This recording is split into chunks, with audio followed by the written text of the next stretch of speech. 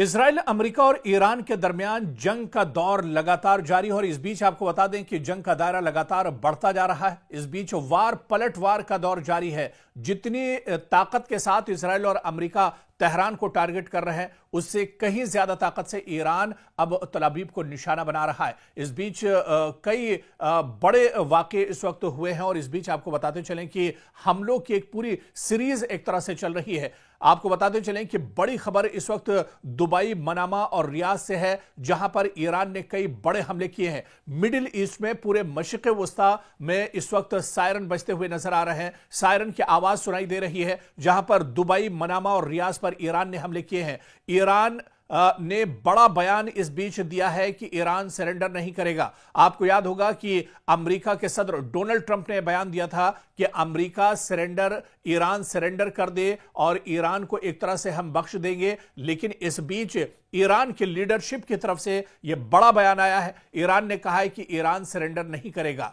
और इस बीच आपको बता दें कि ईरान ने आगे यह भी कहा है कि या तो यह जंग हम जीतेंगे या हम शहीद हो जाएंगे। यह दरअसल बड़ा और बेबाक बयान ईरान की तरफ से आया है। ईरान ने कहा है कि या तो इस जंग में हम शहीद हो जाएंगे या फिर इस जंग में हम फतेह हासिल करेंगे। और इस बीच आपको बता दें कि इजराइल की मिसाइल फैक्ट्रियों पर भी ईरान ने बड़ा हमला किया है और यह शायद पहली बार है जब इजराइल के अंदर इजराइल की जो मिसाइल फैक्ट्रियां हैं, जो असलहे के गोदाम हैं, उन्हें ईरान ने निशाना बनाया है। और इस हमले के बाद इजराइल को बहुत बड़ा झटका लगा है। अभी तक के जो मोसाद या फिर आईडीएफ के जो हेडक्वार्टर थे, उन्हें लगातार निशाना बनाया जा रहा था। लेकिन इस बीच ईरान ने बड़ा दावा किया है कि उसने इजराइल की मिसाइल फैक्ट्रियों पर बड़ा हमला किया है, जिसमें इजराइल को काफी ज्यादा नुकसान उठाना पड़ा है।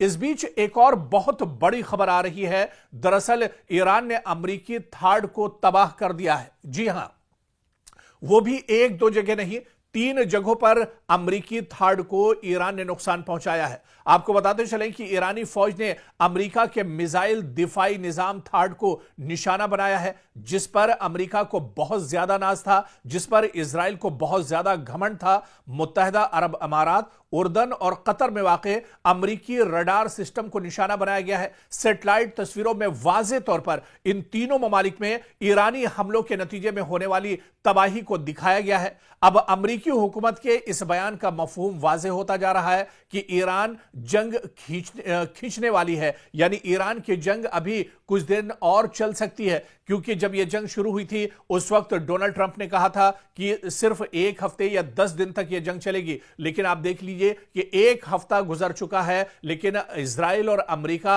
अभी तक ईरान को पूरी तरह से इस जंग में भेद नहीं पाए हैं। बल्कि जितनी ताकत के साथ इजराइल और अमेरिका की तरफ से ईरान पर हमले हो रहे हैं, उससे कहीं मजबूती और ताकत के साथ हमला ईरान की तरफ से लगातार इजराइल पर किया जा रहा है। पूरे इजराइल में दरअसल हाहाकार मची हुई है। पूरे इजराइल में अफरा तफरी का माहौल है। लोग डरे हुए हैं। बहुत से खानदान और फैमिलियां तो ऐसी हैं जो जेर जमीन एक तरह से पनाह लिए हुए हैं। लगातार पूरे मशरिक़ वस्ता की बात करें या सिर्फ इजराइल की बात करें, लगातार पूरे इजराइल में जो सायरन है वो बज रहा है। सायरन की आवाज यहां पर रुक नहीं रही है। काफी ज्यादा तबाही देखने को मिल रही है, क्योंकि लगातार ईरान की तरफ से ईरान के जो रॉकेट हैं, जो मिसाइल हैं, जो ड्रोन है, उनके जरिए से हमला किया जा रहा है। इस बीच इजराइल ने यह भी दावा किया है कि क्लस्टर मिसाइल से भी ईरान ने इजराइल को निशाना बनाया है। इस बीच आपको बताते चलें कि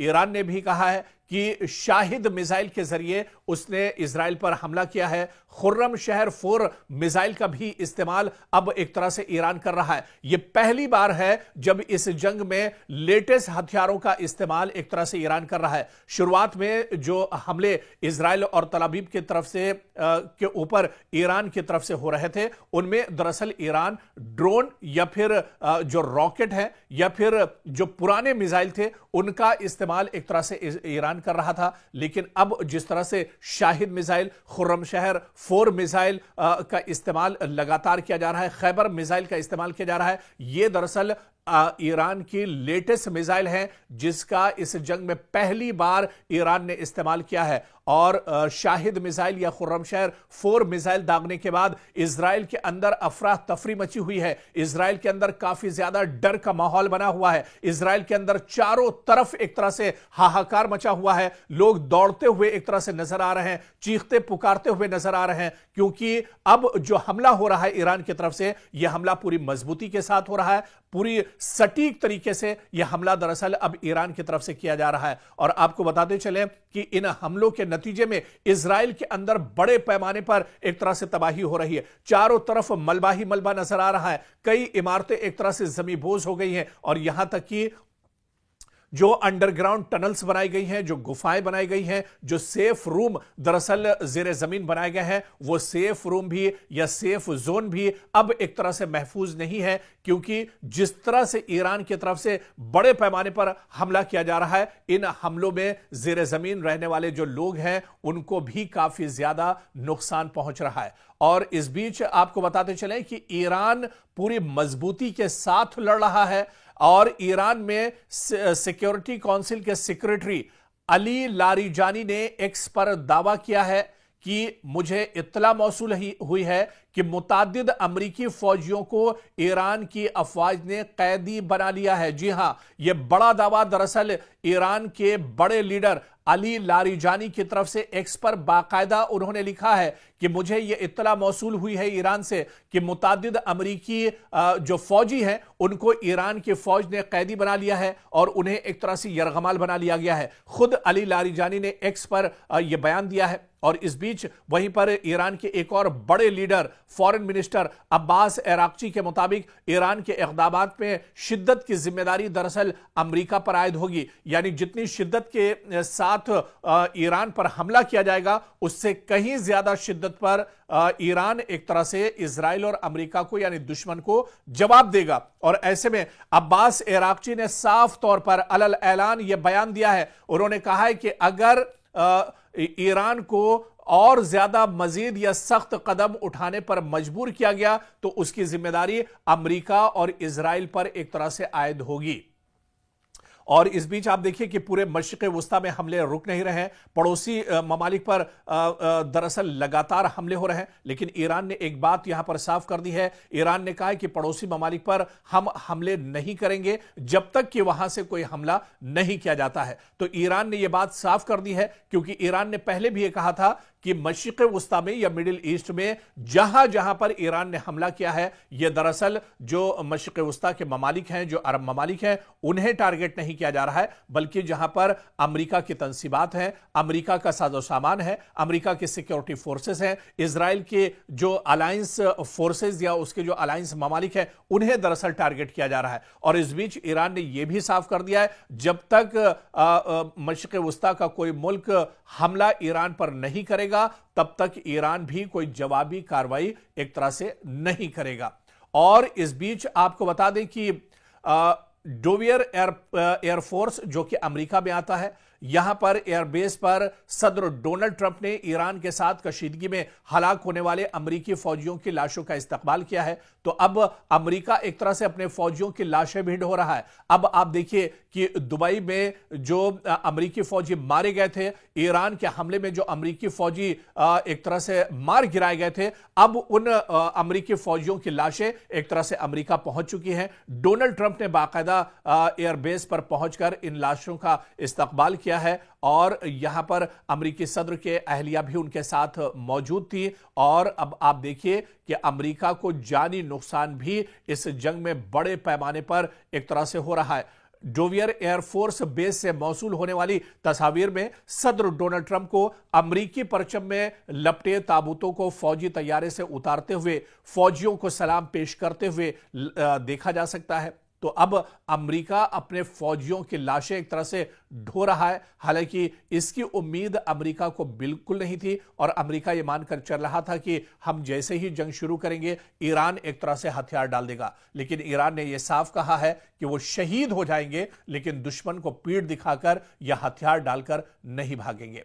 और वहीं मशरिक़ वस्ता से एक और बड़ी खबर, दुबई में मकामी इंतजामिया के मीडिया ऑफिस ने ऐलान किया है कि दुबई के एक रिहायशी की मौत मिसाइल के टुकड़े लगने से हुई है। जी हां, दुबई में एक बार फिर ईरान ने अमरीकी तंसीबात को निशाना बनाया है और मजीद तफसीलात में बताया गया है कि ये इस शख्स की मौत दरअसल उस वक्त हुई जब दुबई के दिफाई निजाम ने दुबई की तरफ बढ़ने वाले एक मिसाइल को फजा में ही तबाह कर दिया। ताहम जमीन पर उसके टुकड़े एक गाड़ी पर गिरे, जिसकी वजह से इस गाड़ी में सवार ड्राइवर हलाक हो गया।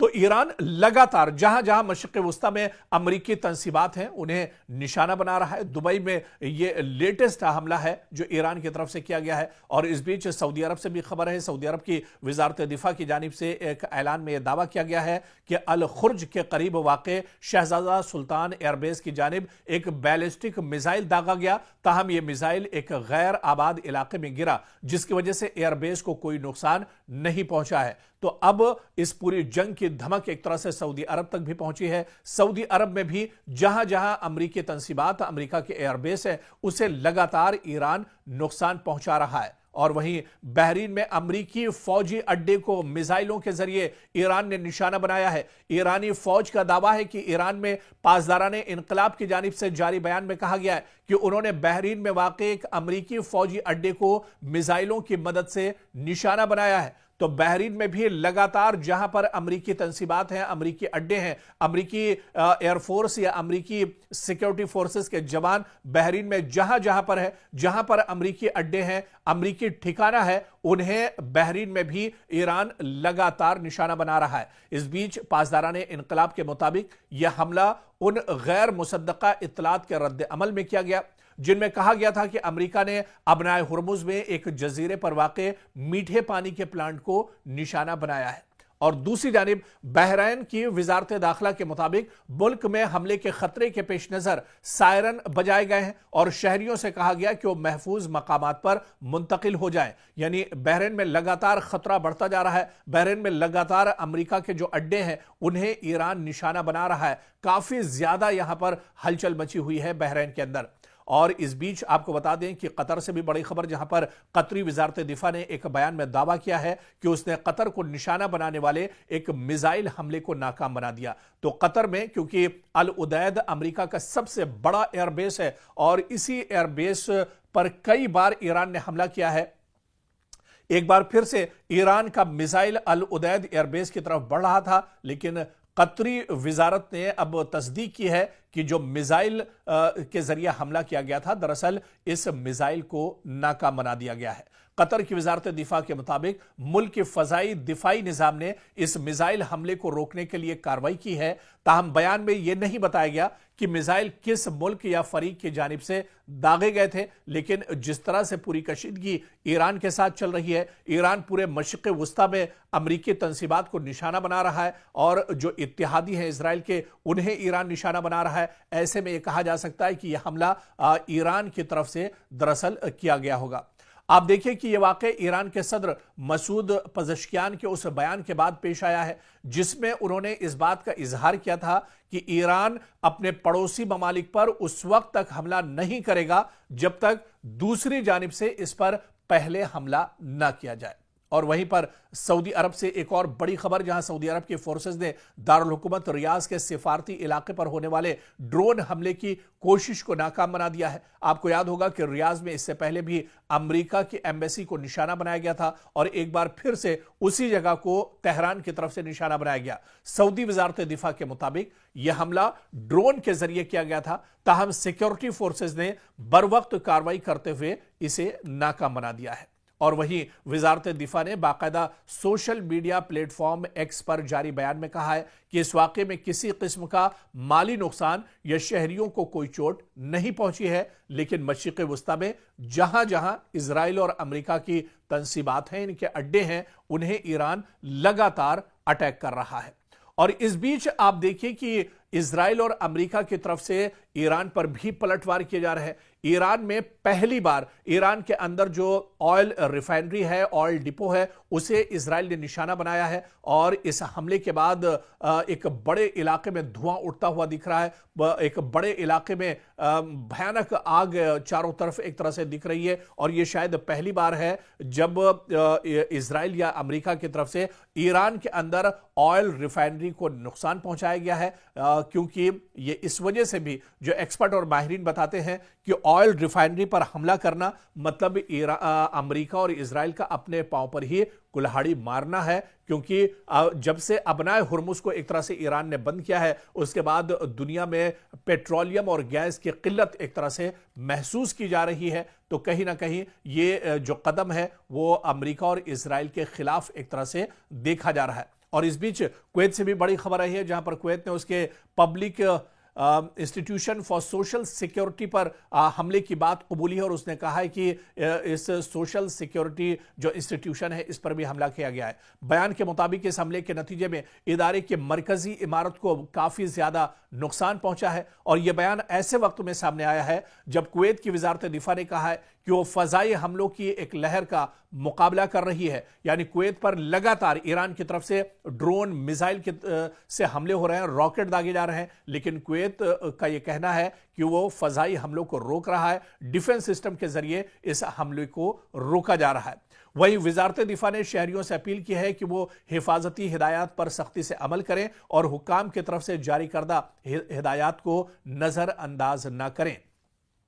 इस बीच एक और बहुत बड़ी खबर नॉर्वे से आ रही है। नॉर्वे की पुलिस के मुताबिक दारुल हुकूमत ओस्लो में अमरीकी सिफारत खाने के करीब एक जोरदार धमाके की आवाज सुनाई दी है। पुलिस ने एक बयान में कहा है कि फिलहाल यह वाजे नहीं हो सका कि धमाका किस वजह से हुआ या इसमें कौन मुलविस हो सकता है। बयान के मुताबिक पुलिस सिफारत खाने के साथ राब्ते में है और अब तक किसी शख्स के जख्मी होने की कोई इत्तला नहीं मिली है। हुक्काम का कहना है कि मजीद मालूमात सामने आने पर एक तरह से जानकारी साझा की जाएंगी। इधर इजरायली फौज का कहना है कि ईरान ने इजराइल की जानिब कई मिसाइल दागे हैं। रात के वक्त यह हमला किया गया है और इजराइल के फजाई दिफाई निजाम इन मिसाइलों को इंटरसेप्ट करने के लिए लगातार काम कर रहे हैं। फौज के बयान के मुताबिक हाल ही में ईरान से इजरायली इलाके की तरफ मिसाइल लॉन्च किए जाने की निशानदेही हुई है, जिसके बाद दिफाई निजाम को फौरी तौर पर फाल कर दिया गया ताकि इन हमलों को रोका जा सके। हुक्काम का कहना है कि फजाई दिफाई निजाम आने वाले मिसाइलों को तबाह करने की कोशिश कर रहा है और सूरत हाल की मुसलसल निगरानी की जा रही है। लेकिन इस बीच आपको बता दें कि भले ही इजराइल की तरफ से यह दावा किया जा रहा है कि उसका डिफेंस सिस्टम ईरान से आने वाले मिसाइल और ड्रोन को रोक रहा है, लेकिन इसके बावजूद इजराइल के अंदर काफी ज्यादा तबाही है और सबसे ज्यादा जो तबाही इजराइल के अंदर देखने को मिल रही है वो तल अवीव में काफी ज्यादा तबाही हुई है, हैफा शहर में काफी ज्यादा तबाही हुई है, यौम बैत जो शहर है इजराइल का वहां पर काफी ज्यादा तबाही हुई है। बल्कि जो सबसे ज्यादा तबाही हुई है वो दरअसल एक तरह से देखिए तल अवीव में हुई है, जहां पर लोग अब अपने आप को महफूज नहीं कर रहे हैं। जो दावे इजराइल की तरफ से किए जा रहे थे, बिन्यामिन नेतन्याहू की तरफ से दावे किए जा रहे थे कि वो ईरान को मुंहतोड़ जवाब देंगे, वो ईरान के किसी भी हमले को एक तरह से नाकारा बना देंगे, तो एक हफ्ता गुजर चुका है और इस एक हफ्ते के बाद भी आप देखिए कि लगातार ईरान लगातार स्ट्राइक कर रहा है, ईरान लगातार मशरिक़ वुस्ता को निशाना बना रहा है, ईरान लगातार इजराइल पर हमले कर रहा है और इन हमलों का तोड़ या जवाब अमेरिका और इजराइल दोनों के पास अभी तक नहीं है।